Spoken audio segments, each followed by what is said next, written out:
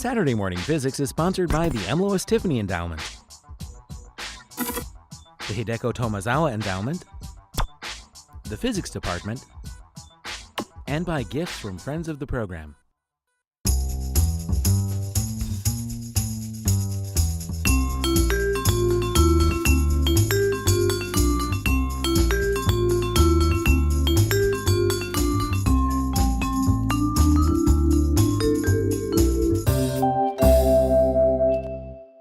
So I will talk about today about black holes and chaos in string theory. These are big topics, so I will do my best to at least make sure that you live with some very concrete concept home, not just big words about the world, etc.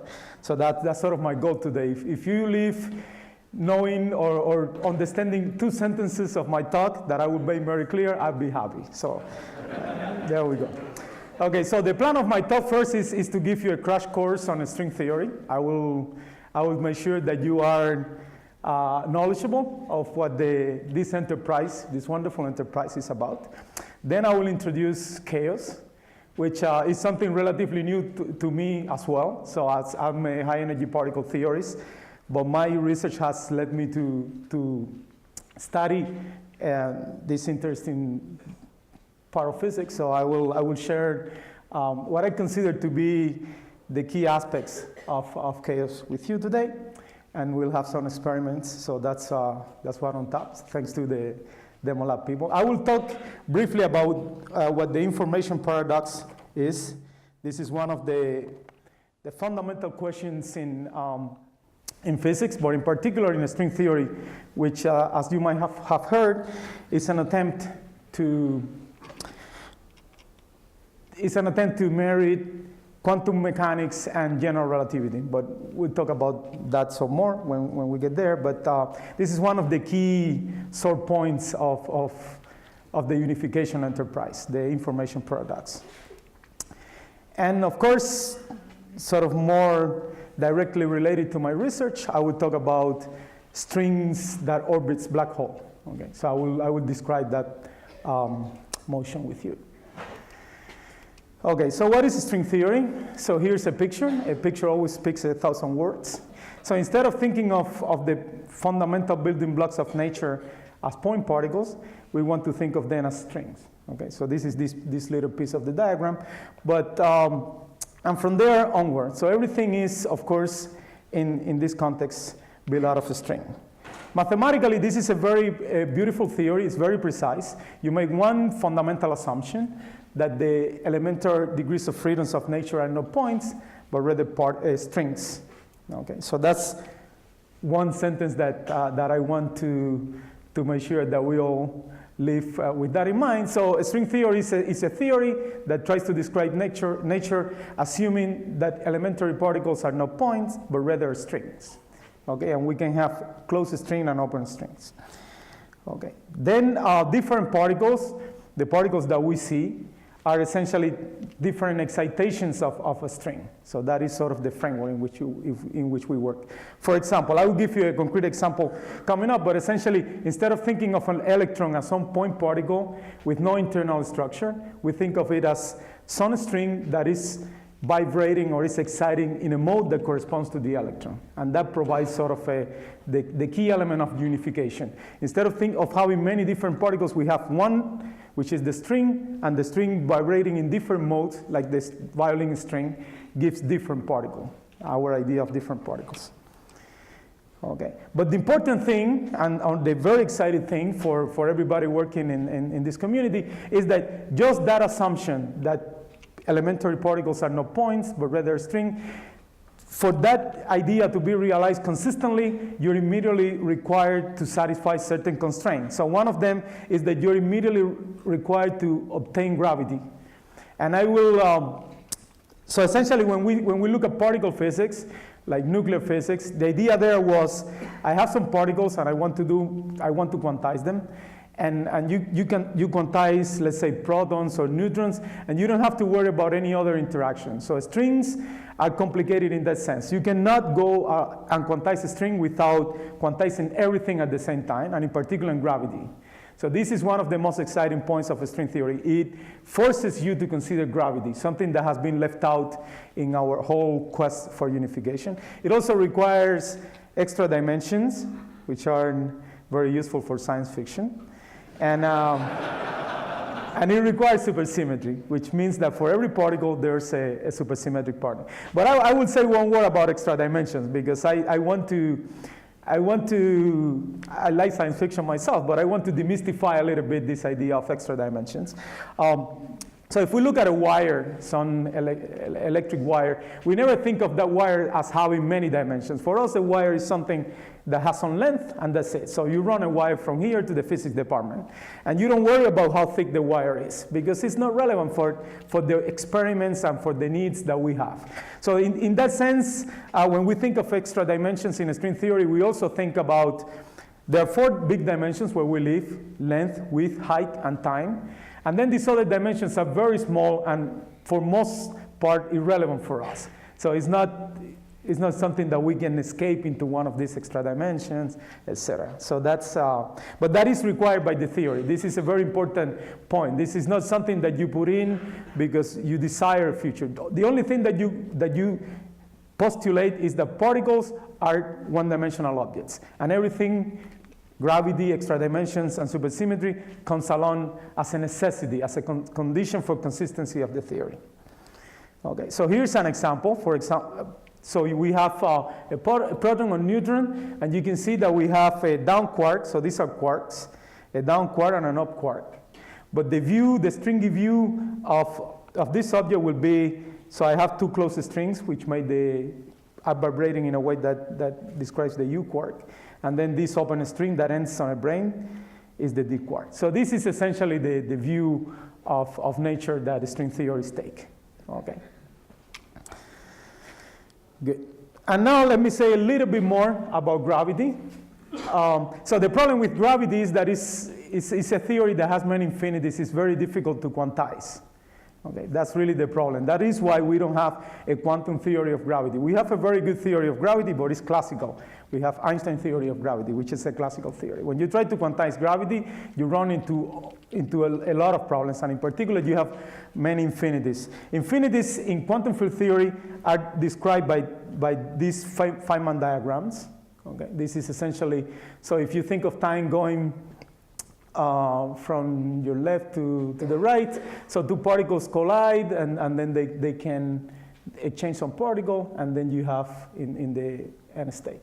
So for strings, you will have similar diagrams, but because now you have length, so these diagrams their topology is different, these diagrams are smoothed out, and we get rid of all these infinities of quantum gravity. I know this doesn't sound very impressive, but believe me, it is. For many, many years, the whole community have tried to quantize gravity, and this is the only attempt to do so.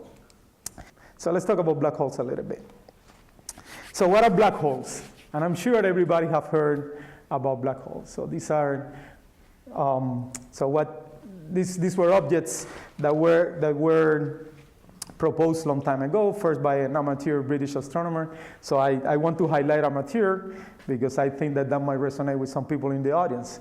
So a lot of ideas in science, in fact, come from this sort of interaction. Okay, most of the time, it's very useful. But in 1795, Laplace, who's a French physicist and mathematician, wrote an article of which I have a small copy here. Unfortunately, I didn't have the resolution, the correct resolution to show it, but you can, well, it's unfortunate, but there are words here like aberration, the universe collapse. So, but he sort of understood that if you have a very heavy, very massive object, it might collapse in a way that makes anything difficult to escape. So I want to also put a word of caution, because most of the time we say a black hole is an object whose escape velocity is the speed of light. And therefore, if light cannot escape, then nothing can escape. That is not completely right, because you see, in that sentence, you're missing like classical mechanics, which is this idea of escape velocity, and you're mixing relativity, which tells you that nothing can surpass the speed of light. But roughly, the bottom line is that light cannot escape, and nothing can escape from the interior of the horizon of a black hole. That's really the right property, the right thing to say. So objects around the black hole will orbit more or less as they used to be. So let's see how gravity works a little bit in this experiment. So gravity is a very important thing. As I said, it's the only interaction that we do not have a whole good quantum theory to control it. And we have infinities, and string theory is our only attempt. But so people knew about gravity, of course, because things were falling since the dawn of times. Newton already understood, and Kepler, all these classical physicists understood how gravity works. So if you have an object, there's an attraction that is proportional to the mass, inversely proportional to the distance. But what Einstein realized, which is very important, and is what brings gravity into this more modern point of view, is that the way that this all happens is through space-time. For example, if you are in a region of space where there are no masses, and something moves, and it would more or less move in a straight line. So like these marbles here. So, and if you have a bunch of them, they more or less will move unaffected. So the main very important contribution of Einstein is to explain that yes, these masses interact, but the way that they interact is because one very heavy object curves the space around. Okay, curves the space-time. So then this marble that was moving in a straight line can no longer do so. And it will start moving like this. Okay, in the presence of a very massive object. So it's through space-time, through the fabric of space-time, through warping of space-time that this interaction occurs. And so a situation is, what I show now was a very simple situation. There are more complicated situations in which we can have some system of masses in more or less equilibrium, and then some heavy mass comes around. And what we see is something that the little mass starts spiraling around the big mass. And that should remind you maybe about our own galaxy. There are many galaxies, they have a big, very massive object in the center, and all the other small objects move around just like what we saw. So we have a very good understanding of gravity at this level. We can compute many things. There are many beautiful experiments, bending of light, precession of the perihelion of Mercury, that we understand very well. But we do not understand how to mix gravity with black holes. And the reason that we don't understand, I will explain to you in a minute.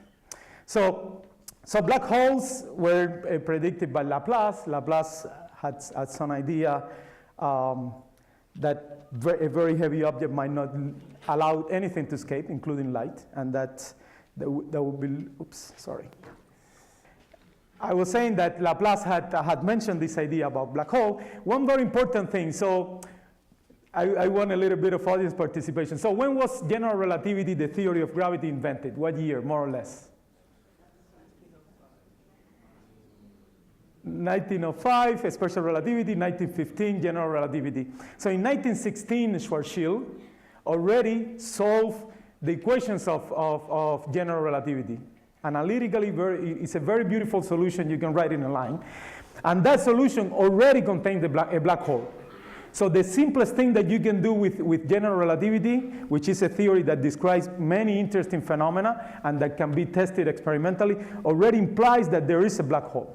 Okay, that was, and of course we have seen black holes experimentally. I will not talk about anything experimental in this talk, but theoretically black holes are like the hydrogen atom. So they are a very clean system that contains all the contradiction, all the information that you want to know about the theory.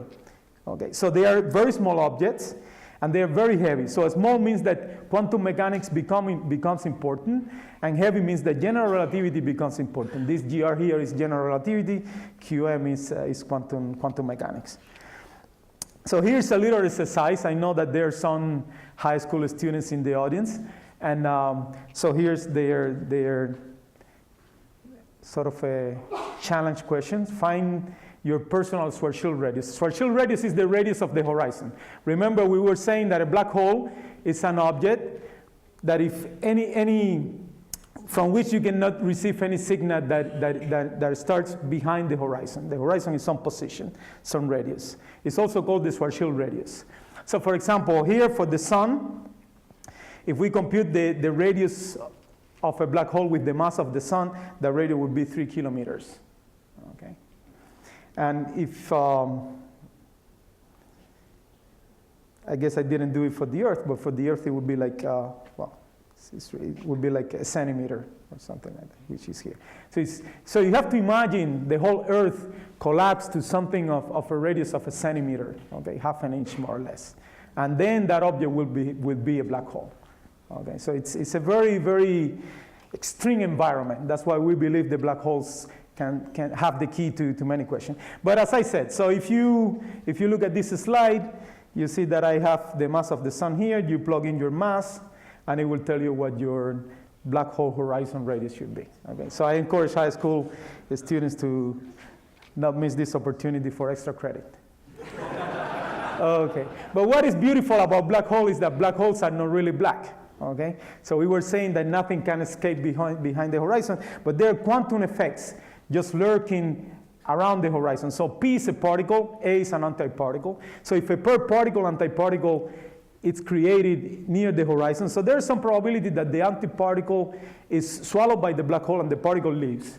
Then if I am somebody sitting very far away from the black hole, I see particles coming at me. And I can detect what is the temperature of those particles. And this is a calculation done by Stephen Hawking in 1974. It's a very important calculation that shows precisely that black hole radiates. And this is a complicated formula, and this is not some of the things that I want you to take home today, don't worry. But I do want you to take a few things about this formula with you. So H bar is Planck's constant. It tells me that something quantum is going on, okay? Just by looking at this formula, I see H bar, I have to say immediately quantum. I see C, the speed of light, here. That means something relativistic is going on, okay? Then I go down here to the numerator and I see Boltzmann constant, something that has to do with statistics, but I told you that this is a temperature, so you say fine. And then you see G, which is Newton's constant, that tells you gravity is in here too. So this quantity tells you that to really understand, to really explain it, you will need to put together quantum physics, relativistic physics, statistics, and gravity. Okay? That's the only way that you can truly answer this question. And similarly for the entropy. I will not go into the entropy, but the entropy has, again, all these constants that tell you that you are in an environment that requires quantum physics, gravity, statistics, and relativistic. But then it's very beautiful because this is the area of the horizon. So basically the entropy of the black hole is a very geometric quantity. It's just related to the area of the black hole. Okay. So I just mentioned about black hole thermodynamics. That is why black hole thermodynamics is so important. And again, it is important to us as a theoretical lab where we know that all these important theories collide. Okay. So string theory, as I mentioned at the beginning, is the only theory that gives you a consistent description of black hole. And in fact, a lot of progress have been made, and explanation about certain properties of black hole, not all of the properties, but certain properties of the black hole have been achieved in the context of string theory. And in particular, this black hole radiation, in very specific case, I want to make sure that this is not a full solution to the problem, but radiation of some black holes can be translated into a question that is solvable in string theory. And when you solve it, you get the answer match. Okay, so this is why we are confident that string theory is the right way to tackle some questions about black hole physics. Okay. And now I have to mention something that is really the problem with one of the key problems that black hole brings, and this is the information paradox. So black hole has no hair. So that's a theorem actually. There's an article, very beautiful article that is whose title is "Black Hole Has No Hair." So what that means is that the black hole can be characterized by 2 or 3 numbers, and that's it. So much of the information that we have about physical system is very complex. But black holes are very efficient in organizing. The fact that they don't have a lot of quantities that tell you how to describe them is the problem that makes them fascinating but difficult. And I'll get back to that problem pretty soon. The radiation is thermal, so that is the problem. Okay? It doesn't have any feature. There's nothing that you can use to understand what is going on. And so, and this is a situation, and that again, I'm repeating myself, but I can never do that enough. So this is a situation in which we have a conflict between quantum theory that tells you that information has to be conserved, like we believe energy is conserved. Okay, so information is conserved, and I will talk about that in a little bit more. And black holes that swallow things and then give you only thermal radiation. So the radiation that they send back doesn't have any information about what went in. So that information is lost. That is really what the information paradox is about.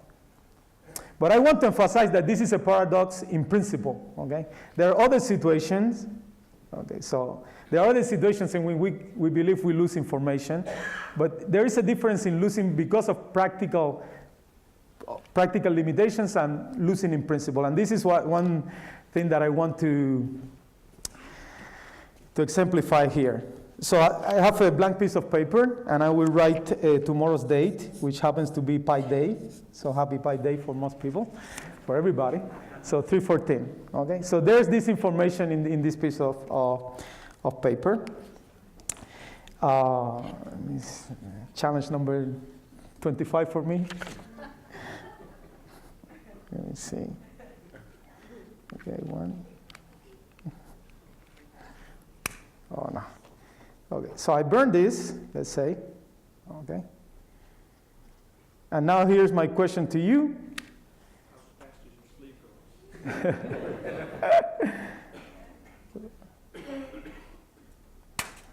So what happened to the information that was in that paper?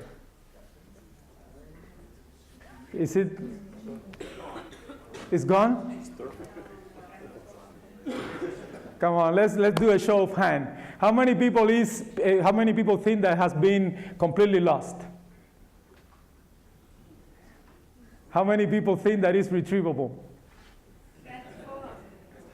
Okay, there you go. So this information is retrievable. And here we will talk about it a little bit. So we just, we didn't tear out a page from a book, but we just burned Pi Day right there. And so the second law, this is the problem that we have. So the second law sort of prefers this disorganized state of affair to a very organized page where you have written something very clearly. But again, we're talking about a matter of principle. So in principle, the markings of ink in this page are preserved in the way the flame flickers, the smoke curls, and the ripples of heat radiation through the air in the pattern. So I in principle, can retrieve that information, and that is what is fundamentally different from a black hole. In a black hole, the radiation that comes out doesn't have any trace of the information that went into the black hole. Okay? So this is the problem that we have with black holes, and as I show you with the temperature of the black hole, probably to answer this kind of question, we really need a theory that is quantum and that is relativistic. Okay? So there are practical difficulties retrieving this subtle data and restoring the original order, but this is not something that is impossible in principle. Okay? So again, we're discussing what we can do in practice versus what we can do in principle.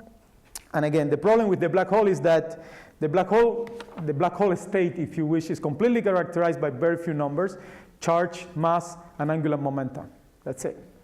So any other information is simply not there. So that is the problem. The black hole has no hair. And then the radiation is featureless, doesn't tell you about anything. So that is sort of like the first part of the talk. We talk about black holes. We talk about they being very ubiquitous. You find the simplest solution of gravity, of Einstein gravity, and you get a black hole. And then you discover that they radiate, and that the temperature with which they radiate has these features that seem to put together quantum gravity in some very clear way. And then, but we still are left with this situation of the information paradox that we would like to tackle. So now let's turn to our second part, which of course is what is chaos. And here we will open up this with another quiz. Okay, so answer to number one is a high degree of disorder. Is the room of your teenager son or daughter when you enter. Okay, or it could be some problem that I have with predictability. I don't know where things end up. Those are the two choices. So let's do a show of hand. So how many people think that chaos is a high degree of disorder? Okay. So how many people think that it has to do with predictability? Okay. I can see that this audience is really well-educated physics-wise. Indeed, predictability. Chaos means that it is very difficult to predict the outcome of something. This is very complicated, or it took a long time for physicists, for us physicists, to understand that, because it's the same thing with quantum mechanics. So we do not like when things are not very predictable. We like the laws of physics. You give me an input, and I give you an output, and that is it. So the problem with chaos is that if you make any little mistake in your initial condition, then the outcome can be completely different. Even though the system is deterministic, the system is a system that evolves you from one state to another. The problem is that if you are not able to give me the initial state with incredible accuracy, which is unrealistic, then the outcome becomes very difficult. And we will see a set of experiments now that illustrate that. So again, let us summarize what the situation is. So chaos is seen mostly in dynamical systems that are highly sensitive to initial conditions. We will see examples. Okay, so again, a small difference in initial conditions, such as those due to rounding errors in numerical computation, will yield widely diverging outcomes for chaotic system. Okay, and that makes it impossible to predict a long-term prediction for the system. And then again, that this happens even in systems for which you can write an equation that in many cases is a very simple equation. So I want to start with an experiment. So here there's an easy one. This is a magnetic, this is a pendulum. It has a magnet down here. Do I need to? No, this is fine. Okay. And but then I have some magnets here randomly distributed. Okay. So if I let this go, it wants to do what pendula do, but then the magnets start changing the direction. This is not full-fledged chaotic behavior, but what I want to emphasize is that it is very difficult to predict. So for example, I let it go from here, and the trajectory that it took sort of went that way and then came back and then sort of stayed in the center. But what makes it difficult, or what makes this system semi-chaotic, is that it's really difficult to predict accurately, given an initial condition, where the pendulum will go. Okay. So this is one example. Another example, and in this case I'll need audience participation for the compound pendulum. So I need 2 volunteers. What's your name? Jack. Jack, and your name, I know you, you're Francisco, right? Okay, so what I want you guys to do is the following. I want you to hold this pendulum at the same angle. So you have to talk to each other and make sure that you have it at exactly the same angle, exactly the same initial position. Is that the same angle? More or less. So a little up, and now you let it go. And they're supposed to do exactly the same, but you can see that they don't, okay? They don't. So this is what I want to, what I was mentioning about initial conditions. You sort of try to start from the same point, but they end up doing completely different things. So that is an example. I cannot predict, based on one, what the other one is going to do. even though they started out in sort of the same initial condition, same initial situation. Thank you very much. Jack and Francisco.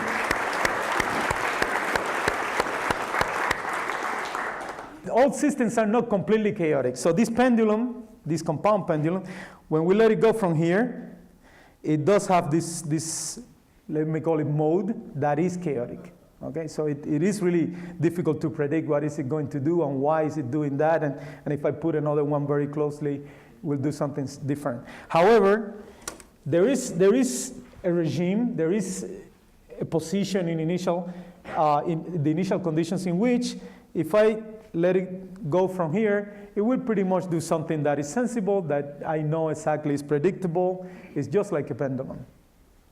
Okay, so chaotic systems most of the time are like this. So there's some regime, some position where if you start from there, you cannot predict where you're going to end up. But then there are other regions, other basins, they are called basins, in which everything is completely tame, everything is completely clear, and there's no sign of chaos. There's, of course, another mode here that is a stable mode, as we call it.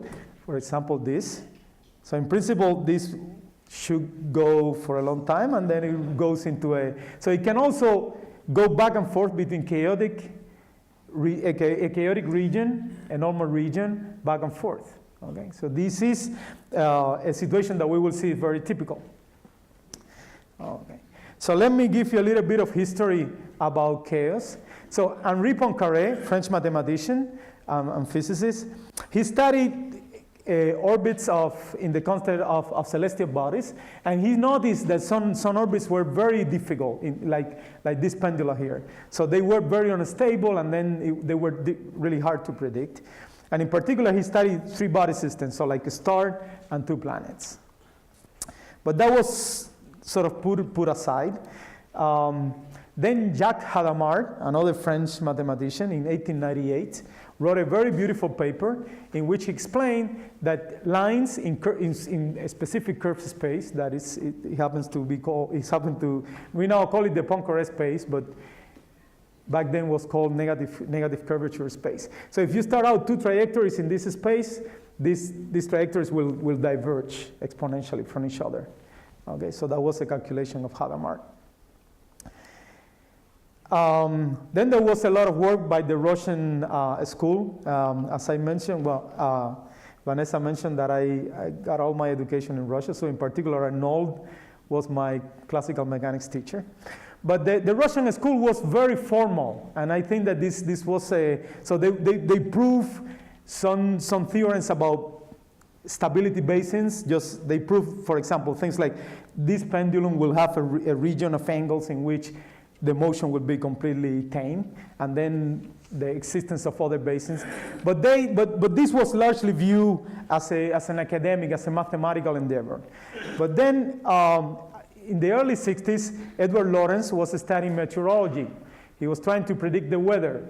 Okay, very complicated equations at that time with very meager computer capabilities that were available at that time. But he was working on that. And what happened is that one day, he said, let me restart my computer just a little ahead of the initial time that I gave, and he obtained a completely different result.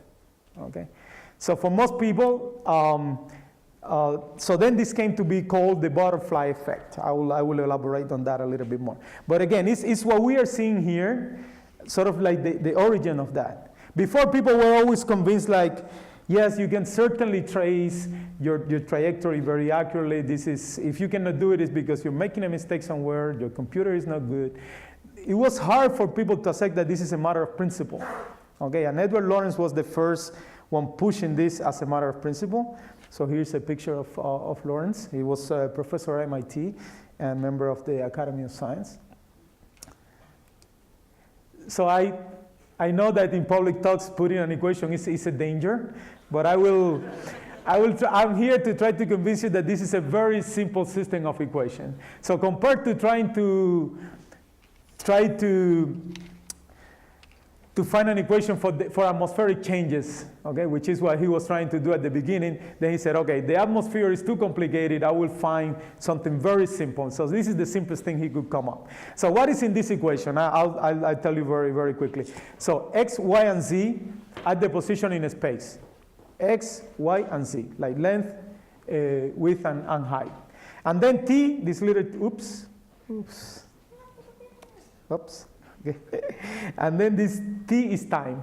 So what this left-hand side is telling us is the change in the position in x with respect to time is proportional to the position in x itself. It's a little bit like a spring or something. Okay, that's more or less. That's it. That's all. But this system of equation was the one that convinced the community at large that there is a problem of predictability in dynamical systems, and that came to be known as the butterfly effect. Because so in 1972, Lawrence gave a talk he gave a talk in Washington, D.C., and the talk was called, this is the title of the talk, Predictability. Does the flap of a butterfly's wing in Brazil set off a tornado in Texas? But the key idea is what we know, right? A very small change in initial conditions can give me something completely different. And that is sort of what really finally was accepted. So here we will do a numerical experiment, okay? Not an experiment like this. We'll do a numerical experiment. So we will start an applet. Everything so far so good. And so this is a Lorentz attractor. This is a solution to the equations that I showed to you before. Okay, for some numbers, for some number for these parameters a, b, and c. And what I'm going to do is to change the initial condition. So the initial condition for x was 2. I'm going to start it at 2.1. Okay, and let's see what happens. Let's see how this solution evolves. So you see that initially it's more or less on top of the other. Okay? Nothing is changing. Mainly it sort of tracks very nicely the one that was before at 2.0. But then slowly, like about now, you can see they start diverging. And what chaos tells us is that this divergence will go on and on and on, and they will diverge and diverge and diverge exponentially. But you can see also that the figure of this is called the Lorentz attractor, is also like a butterfly. So that's why people like to call this the butterfly effect. So in fact, originally this was referred as a seagull, but seagull wasn't very poetic, I believe, and so now we have a butterfly. But now you can see that the two solutions are doing things completely differently. So it is impossible for me, knowing one solution, to predict what is the other one is going to do. It's going to stay in the same wing of the butterfly. Is it going to be on the other wing? It is impossible, and that is what this predictability is about. Okay, so we have that. Oops. This we continue. Okay. So I show you the Dover pendula, the moon homes. So people have devised many experiments to show this, because again, it is very important to convince yourself, but to make sure that this is not due to some complexity in a system, that very simple systems like this double pendulum do have these properties. Okay, the Lorentz attractor equation was another very simple example, relatively simple example, that shows that. So what we are going to do now is to do two more experiments. One is the laminar flow, and here I would need help. I already. Another simple experiment showing sensitivity to initial conditions. This is a slightly, I would say, less conceptually clean, but also very nice to see. So let's see it. So what we have here is a candle lit, and then this is just a screen projects the light on the wall. So what you can see is that very low, very close to the flame, the flow is very laminar. It's convection. Obviously, heat hot air goes up, but it goes up in a very laminar way, very organized. And then as it gets to sort of the top of the flame, then it becomes really turbulent, very chaotic, and it sort of is no longer laminar flow. So that is another example. Again, as I said, not as clean as another, but this is another example of how laminar flow, something completely predictable, completely smooth, turned into this hard to describe pattern. This is the Shaw experiment. It's very interesting. In fact, this experiment that if you had a detector like the one I borrowed from the physics department, maybe you can even do it at home. So what is going on here is we have this liquid, okay, which is water.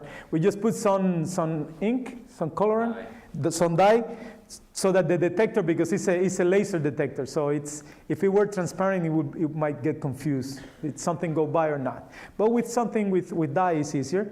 And so essentially what we have now is a drop going sort of at a steady rate. And what you see on the screen is the time between two consecutive drops. Okay. Of course, this is completely steady. You can see that this is just a line. So the time between consecutive drops is exactly the same. Nothing changes. So now what Warren is doing is increasing the inflow of water. So now, as you can see, the time between two consecutive drops is slower, but it's still more or less constant. Except that now, as you continue to increase the flow, something hard to predict is happening. Something chaotic is happening. And you can see here very cleanly the chaotic regime of this. So this is the time between two drops. So some drops are going like one after the others, and some drops are taking more time. Those are the peaks. Now if you slow it down completely, it goes up, but then it stays constant again. So we went into the chaotic regime by letting the flow go faster. Then we slow it down and went again into this regime, which is like the laminar regime that we saw before. So this is another example, another system that, depending on one parameter, the inflow of water will behave completely laminar or could display chaotic behavior. So let's say, again, so let's make a couple of comments about chaos. So depending on the initial conditions or parameter of the system, we observe chaotic or non-chaotic behavior. In this particular case, the inflow rate in the faucet, or depending on the pendulum position, we will see chaos, or we might see just regular or smooth behavior. But the key thing is that tiny differences in the initial conditions become amplified with the evolution, as we saw in the Lorentz attractor. Okay, and that is what makes it difficult to predict long-term the evolution of these systems. Okay, again, the butterfly. So if I would like you to go home with another sentence from this talk, will be, what is chaos? The butterfly effect is the thing that characterizes it the best. And what it says is that it's the sensitive dependence on initial conditions. Okay, that is the essence of chaotic system. So now let's talk about putting the two things together. So as a string theorist, I'm interested in doing experiments with the strings. So one good experiment that I can think of is throwing a string at a black hole. So here's my string, a little big, and here's my black hole. And I want to throw that string to the black hole and see what happens. Okay? Again, this black hole is mathematical. It's sort of no harm to me, and or my computer. So I just do that. Here's what I need to do. These are complicated equations. So these are honestly much more complicated than Lorentz equation. But again, essentially I have 4 equations here. So dot is like, for high school interested student, dot is the differentiation with respect to time. So I'm just telling you how the radial position of my string changes with time, and it's proportional to some function and the momenta, the velocity in that direction. And then the velocity or the momenta in that direction also changes with time, and here is how it changes. So it's a complicated system, but now we have powerful computers and we can program this. And of course, I wouldn't be here if the answer would not have been chaotic. So let's see how we get to that answer. So doing chaos in gravity is more complicated. Okay, so these examples that I show you here, there's no gravity. Well, there's a little bit of gravity involved with the faucet, but I could have arranged something else that propels the drops. So it's not that this some object orbiting. So when you want to do that in gravity, it's very difficult because in gravity, the principle of relativity tells me that distances, so that what we think of distances is not really a physical quantity, so that we need to express everything in other terms. And that makes it difficult in the sense that if I measure chaos in some system, it might be that somebody else is not measuring chaos, right? So I need to give you an answer that is good for everybody, every observer, and doing that in gravity is difficult. So that is why instead of what I'm going to do is to use other measures of sensitivity to the initial conditions, and one measure is fractality. I hope that you have heard about fractals. These are structures that are self-similar. So if you look at them closer, they look in a smaller scale the same way that they look in a bigger scale. And if you do another zoom, you will see more or less the same thing. Okay? So that's one way to say that a system probably has sensitivity to initial conditions.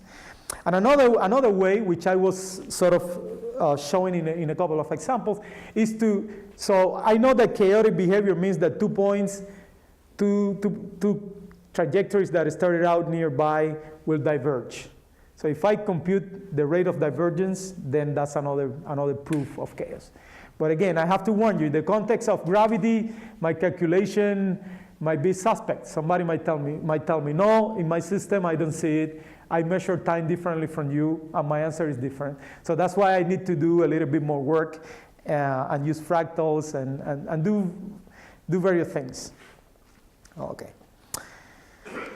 So I had the equation for a string of a black hole, and now I'm going to give you some code. This is what I'm going to do. I throw my string at the black hole, and I'm going to measure the position from which I throw the string and the velocity with which I throw the string.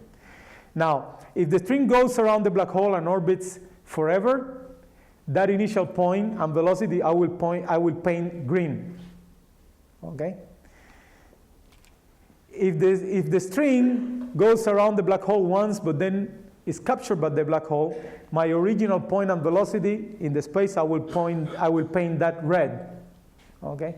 So what I'm going to show you is going to be a plane in which I have position and velocity, and then each point means that for each point in that plane, I threw my string at the black hole with the given position and the given velocity, and if it was captured by the black hole, I painted that red, and if it orbits forever, I painted that green.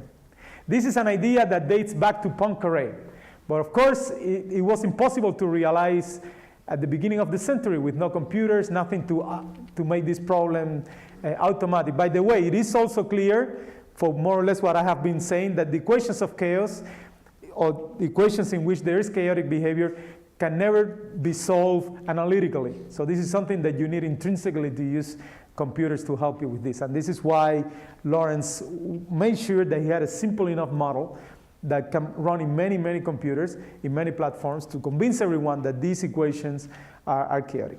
So here's my legend, as I said. Green, the string orbits forever. Red, the string is swallowed by the black hole. It is true that there are other options, okay? The string might orbit a little bit and then go away to infinity and never come back. But for simplicity, in this case, I'm just considering this bicolor situation. Green is free to roam around the black hole. Red is swallowed by the black hole. So here's my picture. So there's a little piece missing, but that is because I have one computer that is lazy. But other than that, here's my picture. So you can see that I have a region which is completely red down here. So it means any string that I start out in this with low velocity and relatively close to the black hole is immediately going to be swallowed. No ambiguity there. If I go very, very far away, it's also going to be mostly green, which corresponds more or less, if you wish, to different modes of the double pendulum, in which I can fairly well predict the outcome of my experiment. But then I have all this region here, and even an island here, of chaotic behavior. Because you can see, if I start, let's say here, my string goes on forever, but I move a little bit to the right, and it's immediately swallowed. Okay? So this pattern is a pattern of chaos, because a small change in my initial conditions give me an outcome that is completely different from the previous one. So two trajectories that begin very closely can have completely different outcomes. And what I'm going to do now to justify the fractality that I mentioned at the beginning is, you can see this square. You can see it better. I'm going to take that square and blow it out.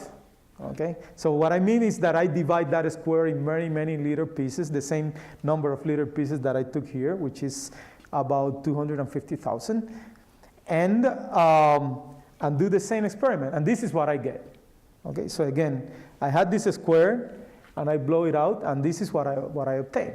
And I still see, again, there's some regions in which, yes, the string is completely swallowed, and there's some other regions in where it is cleanly allowed to roam around the black hole. But then very near, very close to those regions, it can be swallowed, it can orbit, etc. So this is another sign of chaotic behavior. And then to be extra sure, I take this rectangle here and I blow it out again, and I can see that yes, there are some regions in which I have a definite behavior, but I still have these intermittent regions, and that is a signal for chaos. Okay. So here are my three figures. The one with that I need to finish, but essentially this, okay. Essentially this is what happens when you throw a string at a black hole. Now, I pick a very specific string, a very specific black hole, because I wanted to make a point. As Vanessa said at the beginning, my main line of research is the gauge gravity correspondence. I use a string theory to try to find out properties about field theories and vice versa. So it turns out that the mathematics of a string theory can be applied to solve problems in quantum field theory that are very difficult problems. So that's why I did not, obviously my black hole is mathematical, but it's not only a mathematical black hole, it's actually a black hole that lives in another space that is called Untitled Chapter. So it's not the regular Schwarzschild black hole of 1916. Okay, so again, this is sort of the sequence I went by, and that sort of shows the fractal structure. So now let me talk about the Lyapunov exponent. So Lyapunov is another Moscow State University professor. So it's all back to the days when I was a student, student in Moscow. So the Lyapunov exponent, again, this is a formula. I will explain what it means. So this is a vector that measures the distance in some space between 2 points. And this is the same vector at time t. So what this formula is telling me is that if I start with 2 points that are very close, this is some very small number. Okay? And I wait very long, but I keep tracking those 2 points, like in the Lorentz attractor, I keep tracking those points. The distance between 2 points at a time t, late time t, is going to be exponential. And the coefficient of exponentiality here is the Lyapunov exponent. That's sort of the definition. So I can compute that for my experiment of a string going around a black hole. And this is what I get. So this is a table with many numbers. But roughly, the key thing here is that what I did to convince also myself, because I'm not, up to now, I was not very familiar with numerical results, etc. But what I did here was to, normally your calculator, your computer has 8 digits of precision. So I start out with 16, and then I increase my precision. So to make sure that my number, the number that I get is more and more and more precise, but it is the same number. Okay, so it is a stable answer to my question. And that tells me, again, these numbers, this is just to prove that this can be done and that it gives you a number that is sensible. But that essentially what it means is that this lambda, this Lyapunov exponent, is positive. So things do spread out. If it were negative, for example, that means that two trajectories that start separate a little bit, they collapse and they become one. There's no distance between them. So in chaotic system, this Lyapunov exponent is positive. It means that two things that start out very close to each other tend to come apart exponentially. So this is what we get for the string. And now, sort of in the last minute of my talk, the main sort of conjecture of this story is that this Lyapunov exponent, which is a property of chaotic behavior of the string, is related to, is quantitative. It's a quantitative argument that relates the Lyapunov exponent, this lambda, to something that we call the Poincare recurrence time, which is a property of field theory. So this is a way of taking a theory like gravity, which is complicated and has black holes and have black hole information paradox, and try to relate it to a field theory, to a completely quantum theory without gravity, in which I can answer questions like the information paradox precisely. So this is sort of one little step that I'm taking with my collaborators in trying to tackle the information paradox by looking at the relationship of something like chaotic strings to field theory properties, and in this case is the Poincare recurrence. Okay. So that was mostly what I wanted to say. I will finish by thanking first the audience for your love of physics, which is great, and my family, which always support me. My wife is up there with my little girl, and then I have more family here, my daughter, who've always supported me. Ramon, who helped me with the LASIK counter for the show experiment, the demo lab people, without whom I obviously would have just drowned you in formulas. And then different resources from the web that I took. So thank you very much.